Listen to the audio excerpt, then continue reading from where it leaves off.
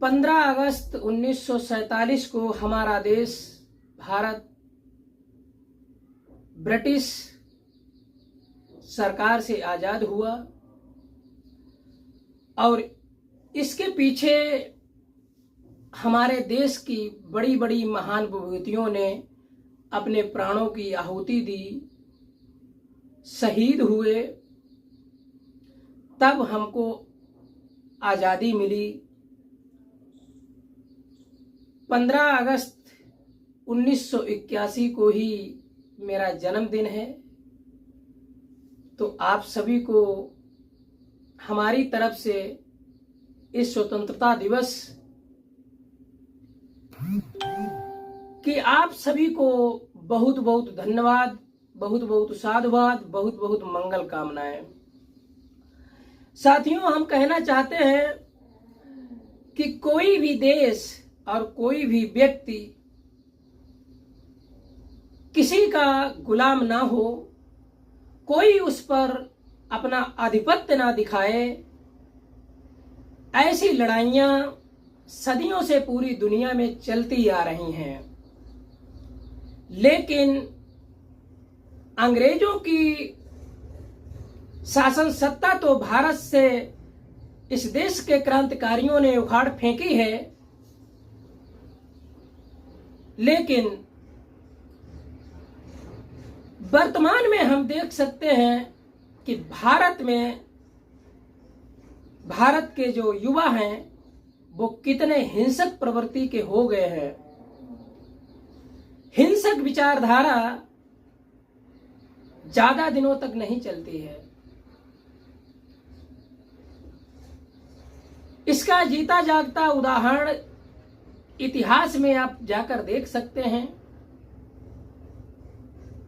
चाहे वे दुनिया के सबसे बड़े शासक सम्राट अशोक महान रहे हों, कलिंग युद्ध के बाद उन्होंने भी अपने शस्त्र को रख दिया और धम्म के बलबूते उन्होंने पूरे विश्व, संपूर्ण एशिया, संपूर्ण जम्बू द्वीप पर राज किया। और यही कारण रहा है कि युद्ध छोड़ने के बाद में उन्होंने धम्म का रास्ता चुना और लोक कल्याण कार्य करने के लिए उन्होंने हद कर दी। और इसीलिए उस समय पर भी वो जनता के दिलों पर राज कर रहे थे। और इस समय पर भी हम कह सकते हैं 21वीं सदी में भी सम्राट अशोक का नाम पूरी दुनिया में बड़े आदर के साथ में लिया जाता है। एक दिन की बात है,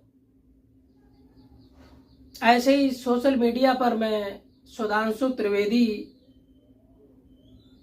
जो बीजेपी के प्रवक्ता हैं, वो एक चैनल पर बैठकर इंटरव्यू दे रहे थे। वो कह रहे थे बुद्ध के खिलाफ जो युद्ध छेड़ा है वो वामपंथियों ने छेड़ा है।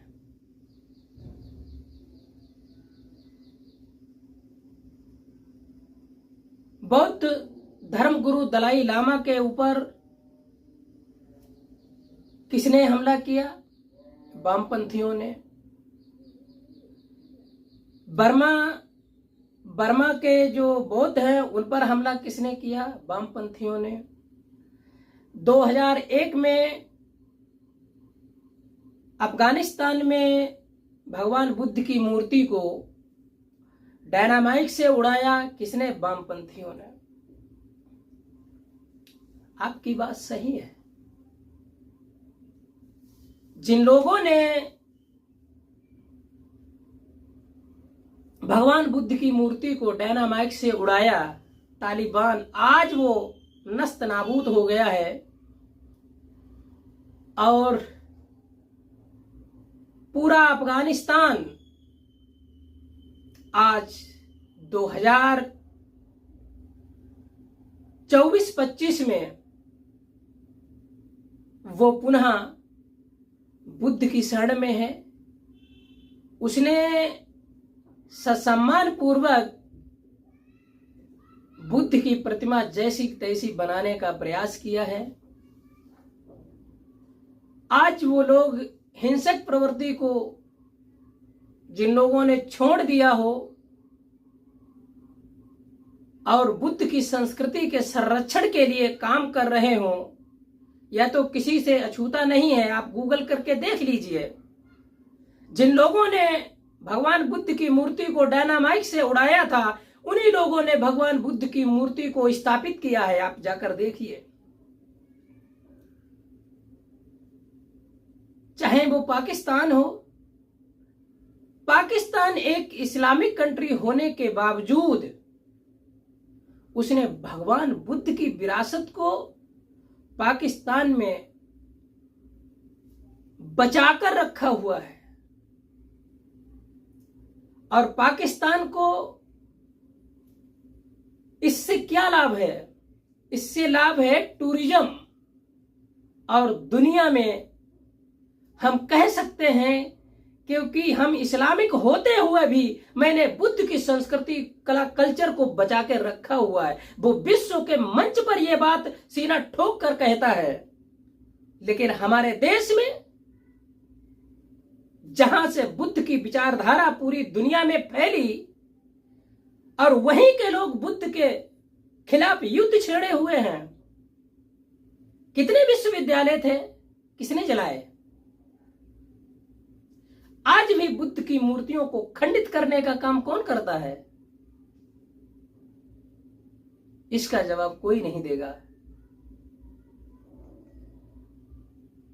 हमारा कहने का मतलब यही है कि हिंसक विचारधारा ज्यादा दिनों तक चलती नहीं है। 1990 के बाद में जिस तरीके से भारत में नफरत का जहर घोला गया, चाहे वो भाई भाई हो या समाज में जातिवाद का जहर हो या रंग भेद का जहर हो या क्षेत्रवाद का जहर हो या ऊंच नीच का भेदभाव हो, इसने इस देश में इतनी बड़ी खाई पैदा कर दी है। इसी का ये मुख्य कारण है कि इतनी जबरदस्त यहां नफरत पैदा हो गई है।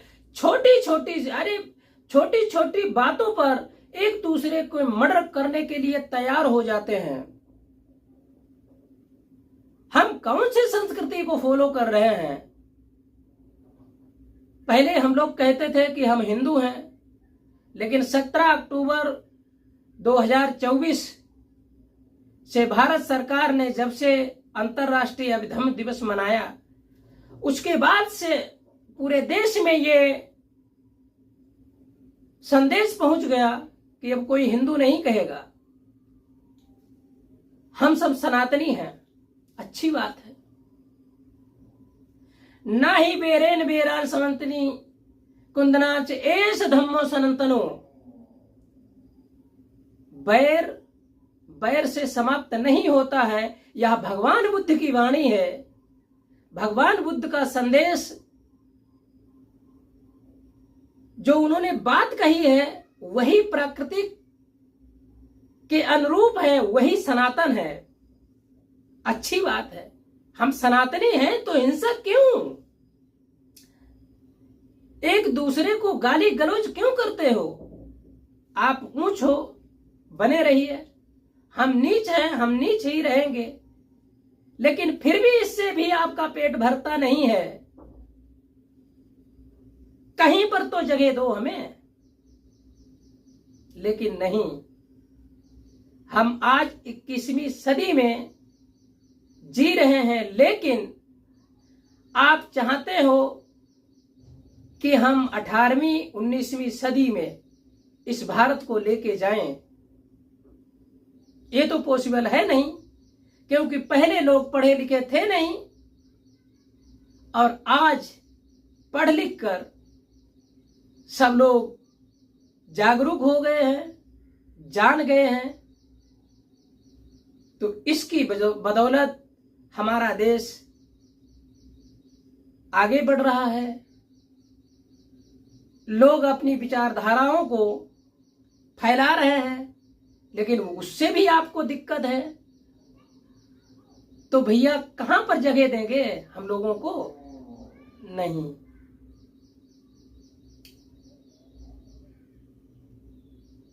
भारत दुनिया में इकलौता ऐसा देश है जिसने वसुधैव कुटुंबकम का जो नारा दिया है वो दुनिया के सबसे बड़े महान शासक सम्राट अशोक महान, उन्होंने अपने शासन में ये बात कही थी, पूरी वसुधा है परिवार हमारा, पुत्रवत व्यवहार हमारा। ये सम्राट अशोक ने उस समय पर नारा दिया था। और हम वसुधैव कुटुंबकम कहते तो हैं, लेकिन हम अपने ही भाइयों को नीच, अछूत और गैर बराबरी से देखते हैं। तो भैया कहां वसुधैव कुटुंबकम रहा है? जिन्होंने जातिवाद के भेद को लेकर हमारे समाज को बांटा हो, भाषा के नाम पर बांटा हो, क्षेत्रवाद के नाम पर बांटा हो, हम लोग कैसे कल्पना कर रहे हैं? भारत और चाइना को आजाद हुए कोई बहुत ज्यादा अंतर नहीं है, 1 ही साल का अंतर है। लेकिन चाइना हमसे कई साल आगे निकल गया है। लेकिन हमने किसका आविष्कार किया? सारी चीजें तो हम चाइना से खरीदते हैं, हमारे पास क्या है? ये सोच का ही फर्क है। जब से हमने विज्ञान और शीलों को छोड़ा है, तब से भारत अश्लील हो गया है। और यही कारण है हमारे देश में अराजकता का और हिंसक प्रवृत्ति बढ़ने का। लेकिन विचारधारा बढ़ती जा रही है, आगे बढ़ रही है। हिंसक प्रवृत्ति के लिए बहुत ज्यादा दिनों तक नहीं रह सकती है। इसलिए हम कहते हैं कि जियो और जीने दो, रहो और रहने दो, खाओ और खाने दो। ऐसा नारा लेकर हम आगे बढ़ें और देश, दुनिया में और अपने समाज का विकास करें। आप सभी का बहुत बहुत धन्यवाद।